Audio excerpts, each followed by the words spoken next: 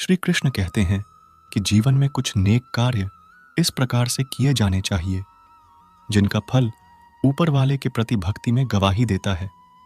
जब कोई विचार अनन्य रूप से मस्तिष्क पर अधिकार कर लेता है तो उसकी जीवन परिणाम स्थिति भौतिक और मानसिक दोनों में परिवर्तित हो जाती है। जीवन में सांग का मिलना एक अद्भुत भाग्य की बात है और मृत्यु होना समय की प्राकृतिक प्रक्रिया है। लेकिन मृत्यु के बाद भी व्यक्तियों के दिलों में जीवित रहना यह कर्मों की महत्वपूर्ण बात है। सब्र कोई कमजोरी नहीं होती, बल्कि यह ताकत है जो सभी में नहीं होती है। दुआएं कभी खाली नहीं जाती, जाती सही समय पर कबूल होती हैं। मनुष्य को अपनी कर्मों के फल में सब्र बनाए रखना चाहिए। मानव जीवन का सफर विश्वास और कर्म के माध्यम से अद्भुत रूप से बदल सकता है। श्री कृष्ण ने हमें यह सिखाते हैं कि हमारे विश्वास में शक नहीं होना चाहिए और हमें अच्छे कर्मों का पालन करते हुए अपनी योजना बनानी चाहिए। श्री कृष्ण का कहना है कि जब कोई व्यक्ति अनन्य रूप से मस्तिष्क पर अधिकार करता है तो उसकी सोच और दृष्टिकोण में बदलाव हो जाता है। जीवन को मिलना भाग्य की बात है और मृत्यु समय की बात है, लेकिन मृत्यु के बाद भी लोगों के दिलों में जीवित रहना कर्मों की बात है। सब्र कोई कमजोरी नहीं होती, बल्कि यह एक ताकत है जो सभी में नहीं होती। जाति बस सही वक्त पर काबू होती है और मनुष्य अपने विश्वास से निर्मित होता है। उसकी सोच, विश्वास और कर्मों से ही उसका चरित्र और भविष्य बनता है। सोच को काबू में रखना महत्वपूर्ण है, क्योंकि आपकी सोच ही आपके जीवन को रूप देती है। अगर आपकी नीयत अच्छी है तो नसीब कभी बुरा नहीं होता। वक्त बनाने वाले को थोड़ा सा वक्त दें और आप देखेंगे कि वह आपके जीवन को कैसे बदल देता है। कर्म का कोई मेनू नहीं होता, बस वही आपको डिजर्व करता है जो आप सर्व करते हैं। आपके दिमाग में विचारों का ट्रैफिक जितना कम होगा, उतना ही आपका जीवन का सफर आसान होगा। मां का झुकना भी बहुत जरूरी है, क्योंकि सिर्फ सर झुकने से ही भगवान नहीं मिलते।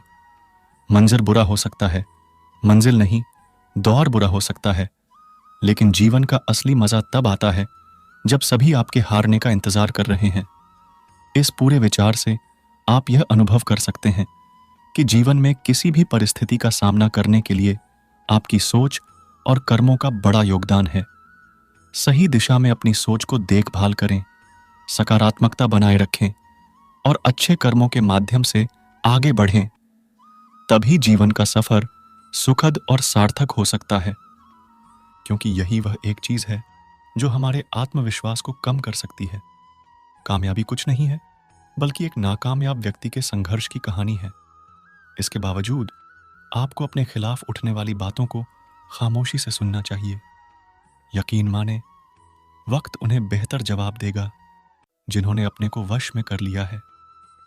उनकी जीत को देखकर देवता भी हर में नहीं बदल सकते। अगर लोग आपकी अच्छाई को आपकी कमजोरी समझते हैं तो यह उनकी समस्या है, न कि आपकी। आप आईने हो और आईने बने रहें, क्योंकि आप एक अद्वितीय और महत्वपूर्ण व्यक्तित्व के साथ संपन्न हैं। एक समय में एक काम करते हुए अपनी पूरी आत्मा को उसमें डालें और बाकी सब कुछ भूल जाएं। खुद के बारे में ना सोचें, ना किसी पेड़ से पूछें, ना किसी फकीर से। बस कुछ देर आंखें बंद करें और अपने ज़मीर से पूछें कि खुशी के लिए एक काम करने से खुशी नहीं मिलेगी, लेकिन खुश होकर काम करने से जरूर मिलेगी। चिंता छोड़ दें कि लोग आपके बारे में क्या सोच रहे हैं। वे तो सोते हैं चिंता में किए हुए, दुबे होते हैं कि आप उनके बारे में क्या सोच रहे हैं। बिना झुके खाली होना लगभग नामुमकिन है। अगर अंदर से अहंकार निकालना है तो झुकना ही एकमात्र उपाय है। जहां तक दिखाई दे रहा है वहां तक जाएं, और जब आप वहां पहुंचेंगे तो और भी दृश्य देख पाएंगे। आंसू में छुपा हुआ खुशी का सबसे गहरा राज है। यह दुआ वह है जो सिर्फ खुदा ही सुन सकता है।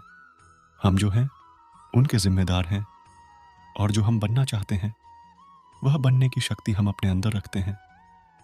जब कोई अपना अगला कदम पहचानता है तो बड़े परिवर्तन की शुरुआत हो जाती है। अगर आसमान वाले से आपके रिश्ते मजबूत हैं तो जमीन वाले आपका कुछ नहीं बिगाड़ सकते। मानवता को नियंत्रित करना कठिन है, लेकिन शांत रहकर इसे वश में किया जा सकता है। भरोसा रखें, हम जब कहीं किसी का अच्छा कर रहे हैं तो हमारे लिए भी कुछ अच्छा हो रहा है। यह जानकर कि जो आप कर रहे हैं अच्छा है, सही मार्ग है, आप विश्वास बनाए रख सकते हैं। आप एक अद्वितीय और महत्वपूर्ण व्यक्तित्व के साथ समृद्ध हैं, जो सच्चे मित्र और परिवार से भी अधिक मूल्यवान हैं। मिलते हैं नए वीडियो में, तब तक के लिए अपना ख्याल रखिएगा। धन्यवाद।